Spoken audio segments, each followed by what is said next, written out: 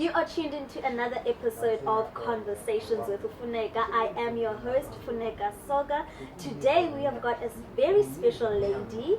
Her name is Mandisa Magwaxaza. She is an ambassador for the Eastern Cape, which she has achieved through her role as founder of a PR and tourism company, and she is also the director of the board of SATSA, which is the South African Tourism Services Association. She is also a community leader, and she feels that her creativity is best expressed through using her words and her voice. Stay tuned. We are so excited to have you today, Mandisa. Thank you so much for coming. Thank you for having me. I think, let's just start off by, did you always see yourself as a business owner growing up? And what actually sparked your passion for the tourism industry? I certainly didn't think I would be a business owner growing up. There was a time in my life, I grew up on a farm. I was born on a farm to a farm laborer, and there was a time in my life when my grandmother was the best traveled person I knew, and I thought she was going to far off places. Meanwhile, she was going to other farms, a couple of kilometers down the road. And when my grandmother would come back from whatever she went to, whether it was a church gathering or a traditional ceremony at somebody's home, or she would wherever she was, she'd come back and she would always tell us about, oh, this is how those people lived, and this is what we ate, and that lady was wearing this, and when you're there, their houses look like this. And that always fascinated me, and I always wanted to go out and go and see how other people lived. It was something that always impressed my grandmother, and it's something that always impresses me, but obviously in my context is tourism, going out and seeing different communities, different hotels, how people are hospitable and how they host different people. So that's where my love for tourism comes from. Just that wanting to see how other people live. To see more. And Mandisa, you also mentioned when we were chatting earlier, you are very, multifaceted, and you are diverse even in terms of where you've lived. I think maybe just share with us about that, just so the viewers can actually, just get that insight into why. No, absolutely. So as I said, I was born on a farm somewhere between Gqeberha and Makanda, and on a mud floor in the November heat in a mud house. And I lived on my grandmother's homestead until the age of 3, at which point my mom, who was a domestic worker and lived in Gqeberha, took me and I lived with her where she was employed, and I was raised there. I went to school there, what would at that time be known as a Model C school. And when my mom, I guess, matured and wanted independence and wanted to own a home, she then went to go look for a place to live and call her own in Motherwell. We started off in a shack and then in an RDP home. So my formative years were spent simultaneously living and having life experiences in a rural setting on a farm, in a suburb, a white suburb at that, and in what we call ikasi or elokshini, in that raw township way of life. And at times I never understood why my life had to be that way, but today I am so grateful for that, because I grew up in these diverse cultures, different ways of living, different societies and class structures, for lack of a better description, and they formed me and who I am today. And they are the reason I'm so passionate about South Africa, about what South Africans can do and achieve to make this country better. And I believe my experiences and how I grew up have made me a conduit, have made me an interpreter. I can be elokshini and be at home. I can be amongst different people and interpret other people's way of lives and cultures, particularly when it comes to race clashes, particularly when it comes to misunderstandings that we have amongst communities. Being entrenched so deeply in different communities and it gives me that insight to say, you know what, it's not because you're being treated like this just because you're of this color, whatever, but in this culture, in this community, things are done this way. Maybe you can adapt, or maybe you can communicate and say, well, I do things like this. And I found myself doing that a lot in life, having white friends, black friends, colored friends, having being on the farm, being in a suburb, being in a township, and literally translating the life experiences so that people could better understand each other. And I think that's why you also have this unique ability. I did also say it to you, it's your ability to connect with people. Like, you really, really have that gift, no matter what setting or environment. And I'm sure all the people that also do know Mandisa or that have come across your path, you really have this unique ability to just connect and communicate. No matter what race, age group people are, you know how to connect. Thank you. And I think, just on this topic of tourism, would you say that specifically here in the Eastern Cape, there are any gaps or opportunities within the tourism sector? There's so much opportunity.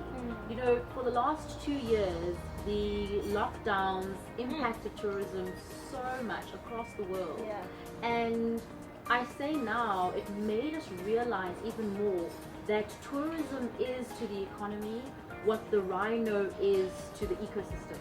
The rhino is called a cornerstone species. When the rhino dies out, there are so many other parts of the ecosystem, other species that suffer. And tourism, when it was down, you realize that when tourists come in, they're shopping, they're eating, they're buying, they're doing so many other things other than just staying at a hotel, booking a tour guide, which are the things that are traditionally seen as tourism operations. So there are so many opportunities now as tourism recovers. It is recovering, but it is recovering with a changed face. Yes. What COVID has done for the world is that it has created a shift of power. It has created a shift in how we do things as people. It has coerced us back to our humanity, and we are trying to find more authentic expressions of who we are, of who our what our cultures are, and in the same breath also doing business along those lines as well. So tourists now coming into South Africa, other South Africans traveling the country as well, are looking for authentic experiences that give them insight, that add value to their lives, that enrich their experiences, and therein lies the opportunity. I believe in culture and heritage being IP that nobody can take away from us. NjengomXhosa nje, into yokubana ndikwazi usila umqombothi, it's indigenous IP that I have the right to convert into an economic activity and gain funds from. So if we look at our cultural heritage and we look at, how technology gives information throughout the world, if we can leverage cultural heritage, natural heritage, and technology, therein lie the opportunities for young people to join the tourism industry. And there are funds available right now. There's a tourism transformation fund, there's the National Empowerment Fund. There are so many things being made available, vehicles being made available for people to get in.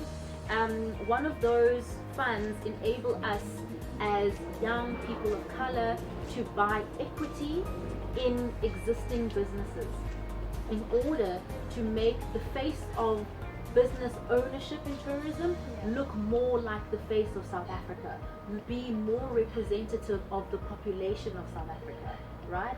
So now we have this opportunity to buy up. So if you look around you and you see a dilapidated hotel, or you see a building that you think you could turn into an apart hotel, or you see a game lodge and you know that it's up for sale. For example, in a couple of weeks I'll be traveling to Rhodes, on the other side of the Eastern Cape for the Snow Festival. And there's a beautiful resort there called Tiffindale's. It's a ski resort, and that's up for sale. So we're looking look for those kind of opportunities, look for the funds, you will find them, and and get together. There's no need to do something alone. Yes. Get a group of 10 of you together, all with diverse skills, diverse backgrounds, and tackle our projects together. Do the work from planning till implementation. Take ownership.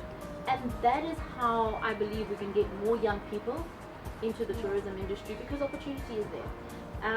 Yeah, I hope that answers your question. Those were actually some very, very powerful key insights, and I'm sure that, you know, even the viewers at home, they can take something from that. I'm even learning, you know, from that, and your passion. When you even speak about it, it literally shines through. Oh, thank you.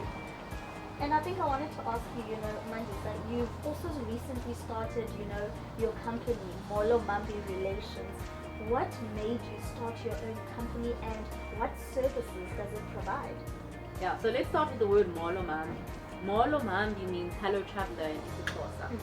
And this word or this phrase came to me long before I ever thought that I would be a business owner. As umXhosa and somebody that has grown up career-wise in luxury hospitality, I used to go to places that I know I would never be able to afford, but I could access because of my job.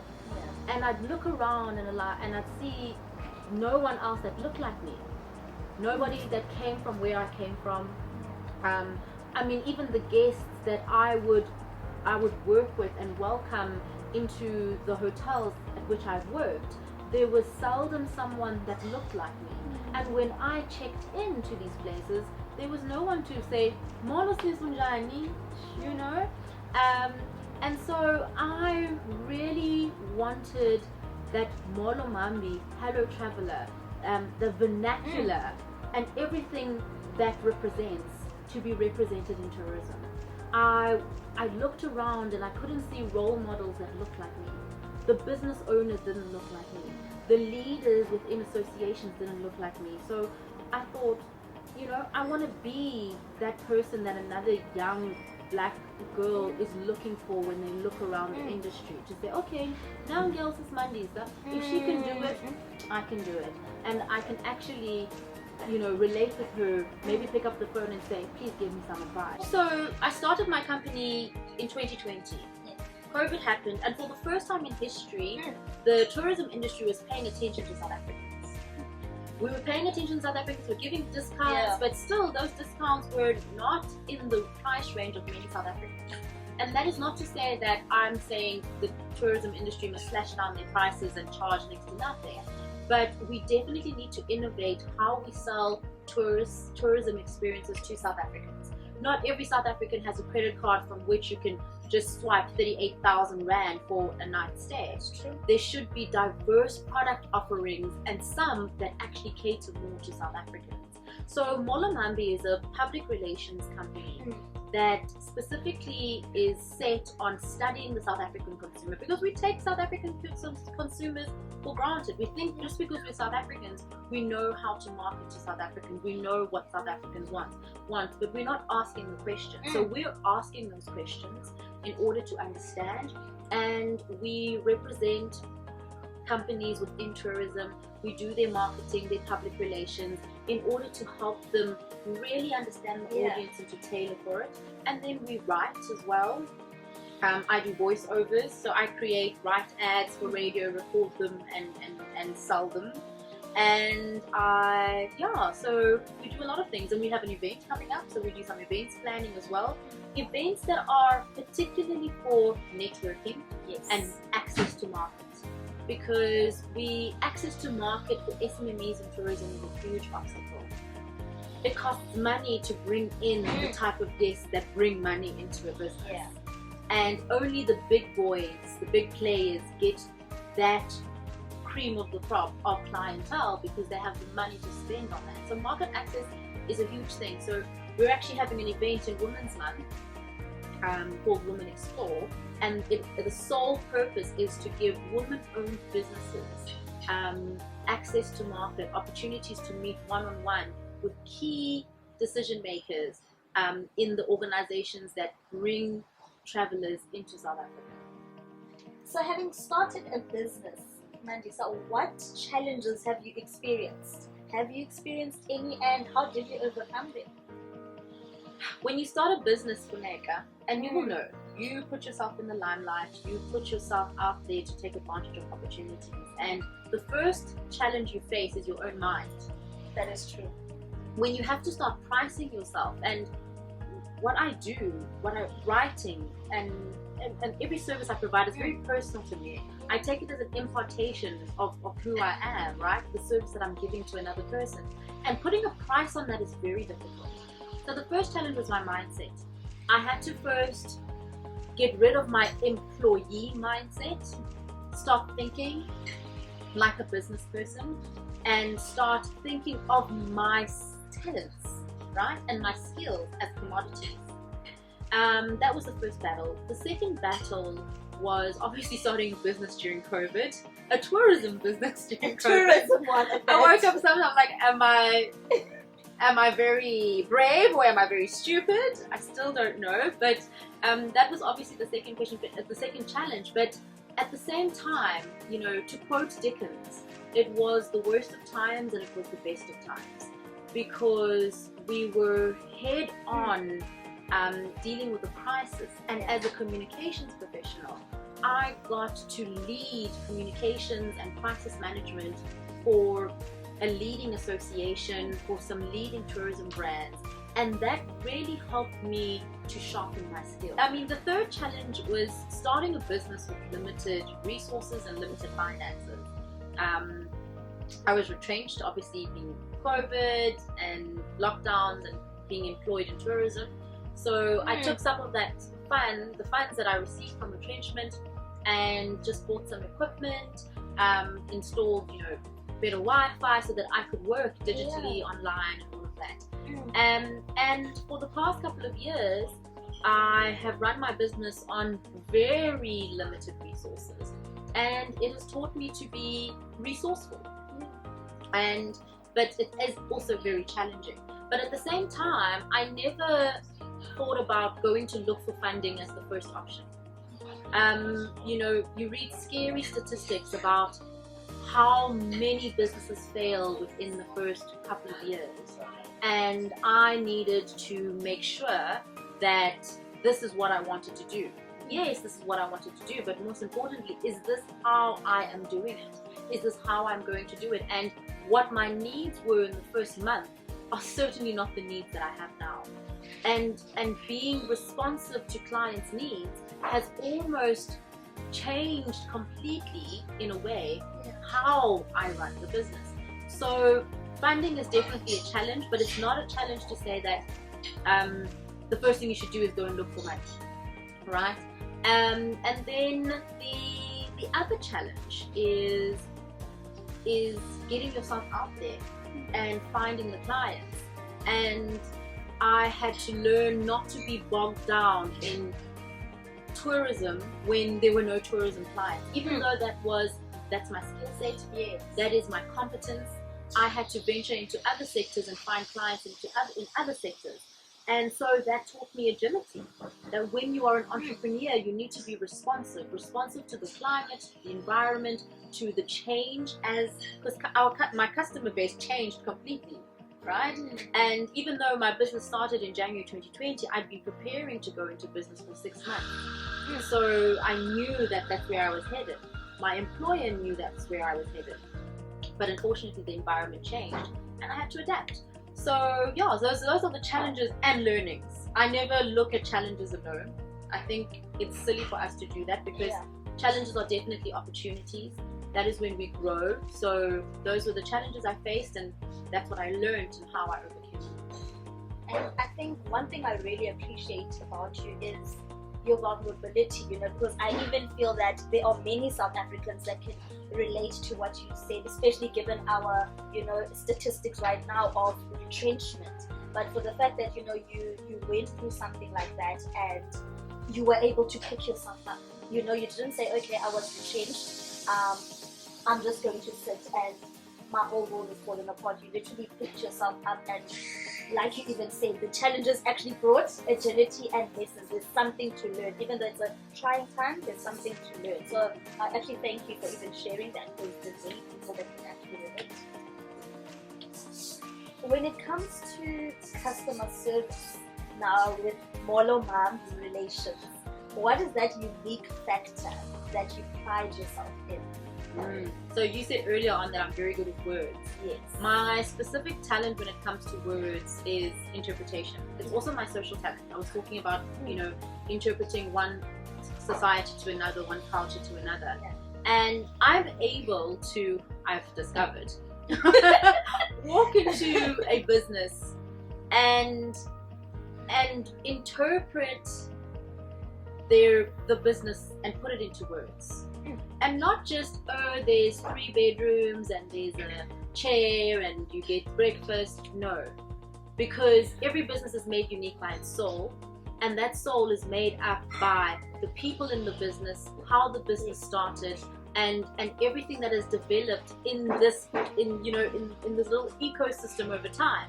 And it's difficult for some people to communicate that, to communicate the soul of a thing, something like a business, right? But I do that. I go in, I'm able to interpret what I witness around me, put it into words, and really make it a very new selling point for a business. And I've done that successfully quite a few times, because I write website content as well. And I always say to my clients, let me just come to the property. Don't tell anybody who I am. Let me just come and let me phone first, try and make a booking. Let me walk around, and through that experience as an anonymous guest, I then get the true sense. Even the client doesn't know when I'm coming. I get the true sense of, okay, this is what's going on here. This is how it's done. Recently I had a trip to the garden route, and I stayed at 2 properties. And they're very different, but they're both in beautiful settings. And you would choose the one over the other based on perhaps the location. And as that one is in this town, one is in the other town. But if you were just looking at them in pictures, you would have a hard choice deciding. So me going in there, having this experience, I walked away with a comparison that you wouldn't get on paper. A comparison that you wouldn't get on booking.com was the staff. Not how good they were, but how well taken care of they were. I met both owners of both establishments, and through how they were and how they were with their staff, it was a direct impact on the service that I received. It was chalk and cheese. And for me, that is what I based my article on. That this team is so well taken care of. These owners are so intentional. Yes, the property is beautiful. Yes, you get this, but you really are being served by happy people. And know that you're supporting a business that takes care of its people. And you know that it's not just the 43 employees that are here, but that equals to about 7 miles per capita. So that is my superpower. To answer your question, that is what my customer service brand is. Getting to the soul of a business and really communicating its business. And I think, that's so important.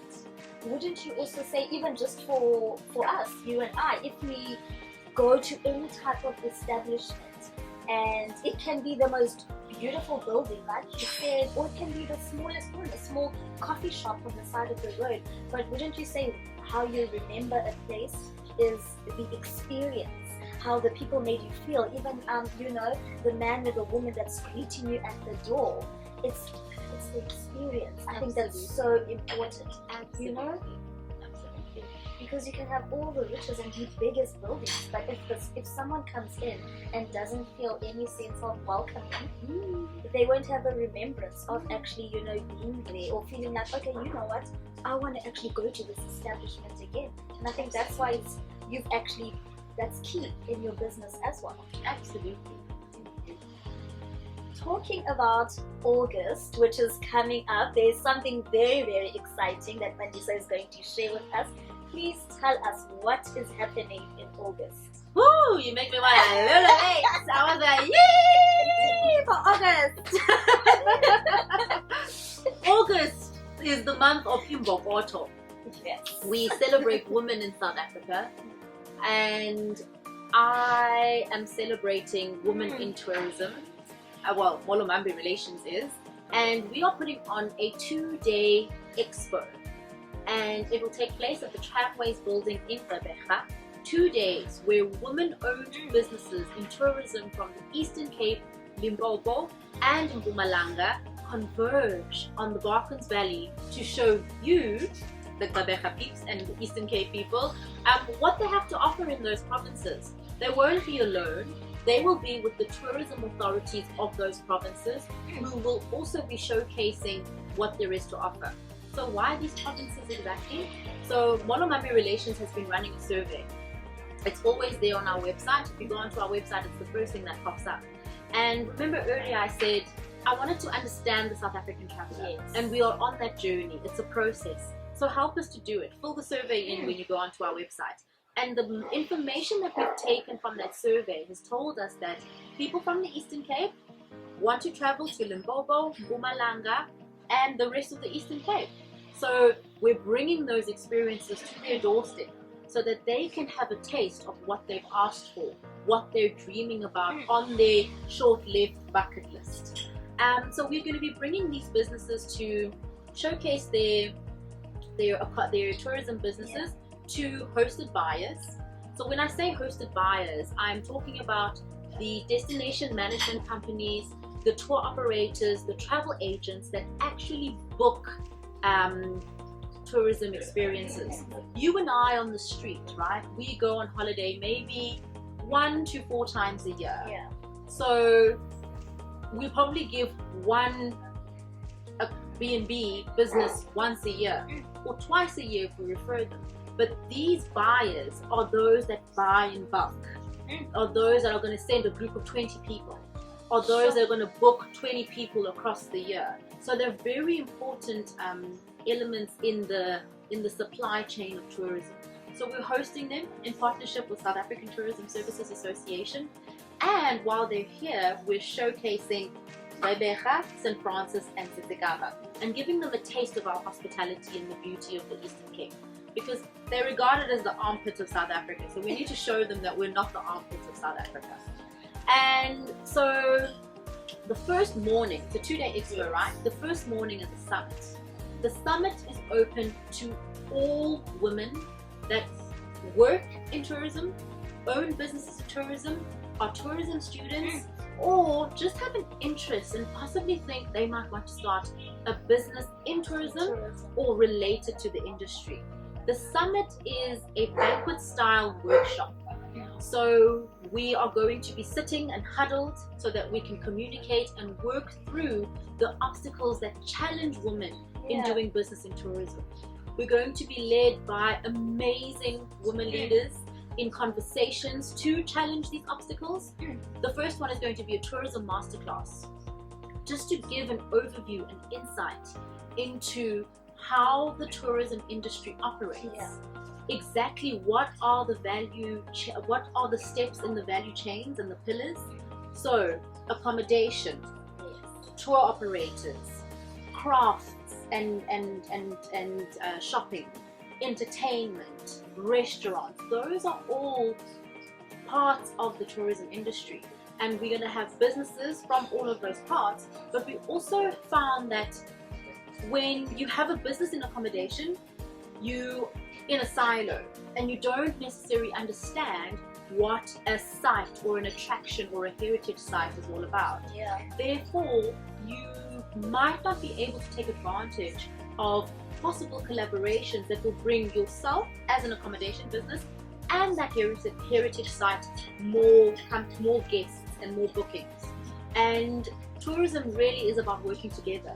But if we don't understand the big picture, we can't really find ways to work together. So the tourism masterclass will be done for that purpose, so that we identify and have more knowledge to create more opportunities.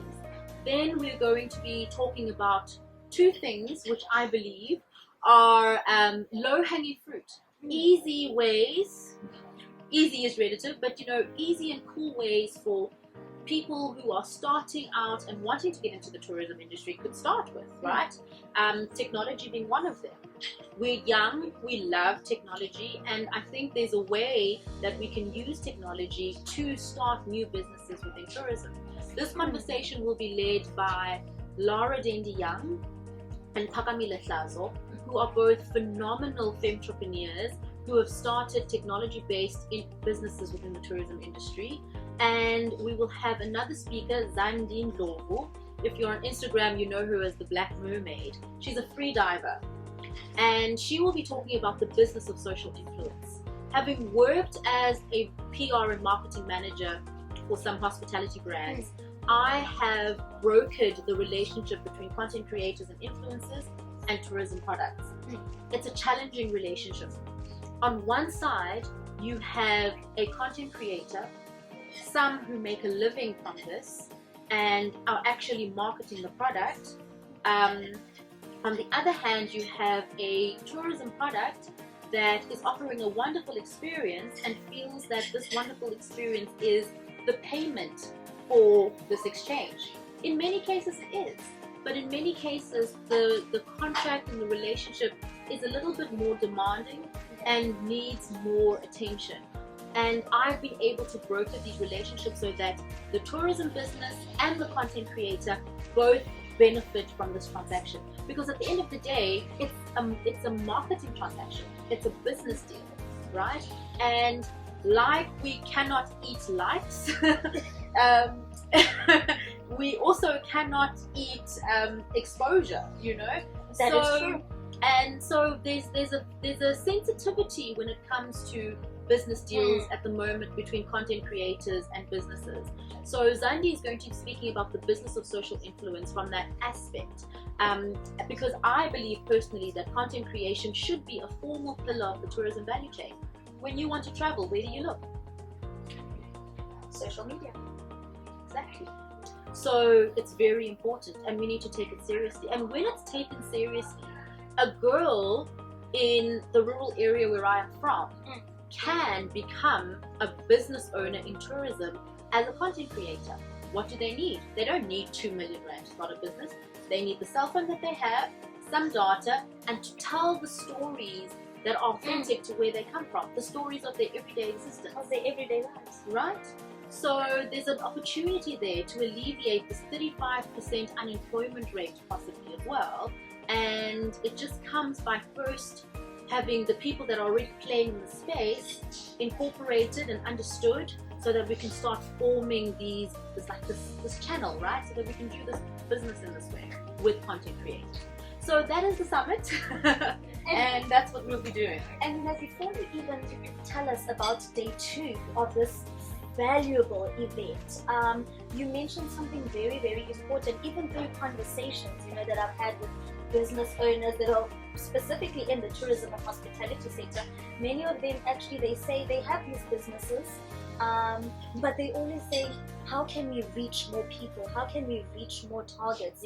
How can I connect my business to? And these are business owners here in the Eastern Cape, and you've touched on so many important key points as well, on opportunities that are there. So I feel like it's so important for business owners in the Eastern Cape to attend on day 1, because you are literally going to be covering everything, especially when you brought it to what is happening currently now, social trends, content creation. That is the era that we're living in now. So I think this is perfect, this event that you're bringing to the people of the Eastern Cape, honest. Absolutely, and particularly the business owners in tourism, please do come, because we will also be going through the different types of funding that are available right now for tourism. Funds to recapitalize existing businesses, funds to establish startups, as well as funds to green your product, whether it's installing geysers, installing switches to make, we're going through a water crisis in Rebecca. So, if you want your guest house to have water efficient, appliances, shower heads, all of that, there's funds available to do that for you. So we will have an associate business, business friends of Molo Mhambi Relations, who help with these applications. Speaking about that, and that will round up the first half of day one. Then the expo does also begin on day one at 2 p.m. and it goes up until the early evening, and then on the second day, the Saturday, is a full day, and it's open to the public to come in and have a look at what's on offer in Mpumalanga, Limpopo, and the Eastern Cape. So for those business owners that actually want to exhibit at their event, how can they get in contact with you? So on all social media platforms, Instagram, Facebook, and LinkedIn, we are at Molo Mhambi PR. We will share our email address, our website. On our website, you can get in touch. You can phone, WhatsApp me. My number is on there. And if you go onto our website and you go to events, you'll be able to click on Women Explore 2022, put in your details, and we will contact you and take you through the process, because there are a lot of things included in the exhibition. It's in the fee that someone will pay. 3,500 rand to exhibit for 2 days includes a SATSA Growth membership, which is an introductory membership into a very important association in tourism. It includes obviously your 2-day exhibition, and as well as entry into the summit, as well as I can't think now off the top of my head. But if you go onto the website, you will be able to see the information and click to submit your information. So we will take you through the process. Just check that you have everything that you need, because you do need to be a compliant business. CIPC registered. If you are a business that needs insurance and third-party liabilities, those need to be in place. And we take you through that check process, and if everything is looking okay, then we invoice you, you pay, and that's how we do the process. And I think I want you to maybe just give the viewers, just one tip, 1 or 2 tips on the power of networking. Because we hear about this, and I know Mandisa has a lot to add with this one. It's so important. We talk about networking, we get taught about networking, but how do you do it? How do people practically do it? Well, I would say the first tip that I can give when it comes to networking is knowing that everybody is equal. Yeah. Everybody is equal, and you can learn from a child. So know that in every conversation, seek to learn something from that person.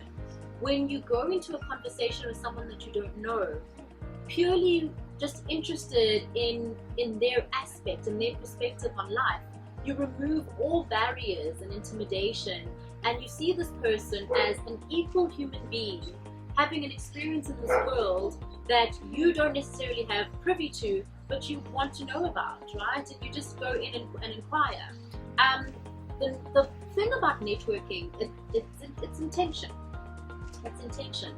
It's an exchange of value. And know that it's not a take. It's always give and take. Yes. And start with your friends, right? How do you support a friend's business when you're not buying from that friend? You support that business by sharing it, right? You share it on social media. You recommend that person to the people that you meet. And every time you find yourself in a situation where you have the power to share power with somebody else, do it. If you are in a position where you have an opportunity to give somebody exposure, to give somebody a contact, to give somebody an opportunity, do it. Because I can tell you something, it comes back. The people that you give money to are not the people that will pay you back your money. They're not the people that will give money back. But that person might help you in another way. So I think with networking, being intentional and knowing that the relationships that we build by intentionally growing them. And how we grow them is by giving value, adding value, right?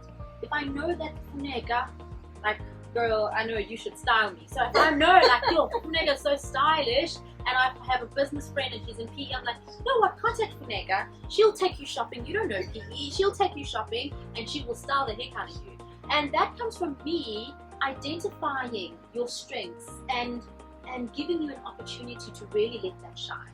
And sometimes as people, we don't always really know what we're good at, and we don't always know or see how we shine.